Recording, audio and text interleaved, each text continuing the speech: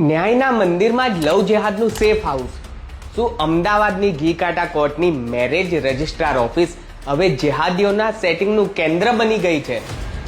વકીલનો કાળો કોટ પહેરીને આવેલો સલમાન મંસૂરી નામનો એક યુવક એક હિન્દુ યુવતીને ફસાવીને લગ્ન કરવા પહોંચ્યો હતો. પણ આ ખેલમાં તેનો સૌથી મોટો સાથીદાર કોણ હતો? એ જ રજિસ્ટ્રાર MM સૈયદ, જેના પર કાયદાના રક્ષણની જવાબદારી છે. 11 વાગ્યાના બદલે સવારે 9:30 વાગ્યે જ આ જોડાને પાછલા દરવાજેથી ઓફિસમાં એન્ટ્રી આપી દેવી એ શું બતાવે છે? શું આ સૈયદની ખુરશી આવા લવ જેહાદીઓ માટે ગ્રીન કોરિડોર આપવા માટે છે? આ માત્ર એક લગ્ન નથી, એક ગંભીર છેતરપિંડી છે.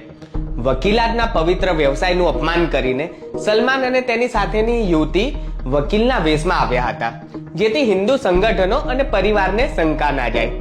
પણ જ્યારે અસલી વકીલોએ આ પાપ પકડી પાડ્યું, ત્યારે રજિસ્ટ્રાર સૈયદે વકીલોને જ જેલમાં મોકલી આપવાની ધમકી આપી. આટલો પક્ષપાત કેમ? વકીલોનું કહેવું છે કે કાળો કોટ ન્યાયનું પ્રતીક છે, લવ જેહાદના પાપને છુપાવવાનું કવર નથી. શું સૈયદ આ લવ જેહાદી નેટવર્કનો અઘોષિત એજન્ટ છે? વકીલોનો એ પણ આરોપ છે કે વસીમ નામનો રજિસ્ટ્રારનો વહીવટદાર પુરાવા નાશ કરવા માટે કાળા કોટને સંતાડવાની કોશિશ કરી રહ્યો હતો.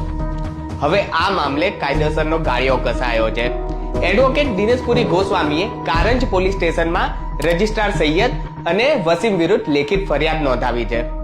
છેતરપિંડી, ખોટા વેશ ધારણ કરવા અને સરકારી કામગીરીમાં લવ જેહાદીઓને મદદ કરવા બદલ ગુનો નોંધવાની માંગ કરાઈ છે.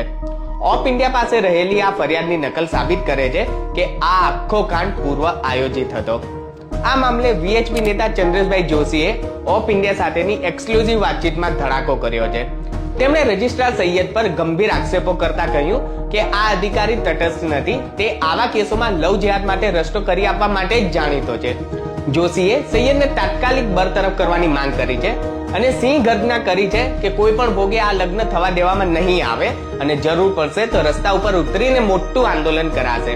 સવાલ એ છે, શું રજિસ્ટ્રારની ખુરશી પર બેઠેલો વ્યક્તિ બંધ બારણે આવા સોદા કરી શકે? શું ન્યાયતંત્રમાં બેઠેલા સૈયદ જેવા લોકો જ લવ જેહાદના એજન્ટ બનીને કામ કરે છે? વકીલોનો ગુસ્સો અને હિન્દુ સંગઠનોની ચેતવણી બાદ હવે જોવાનું એ રહેશે કે તંત્ર શું પગલાં લે છે.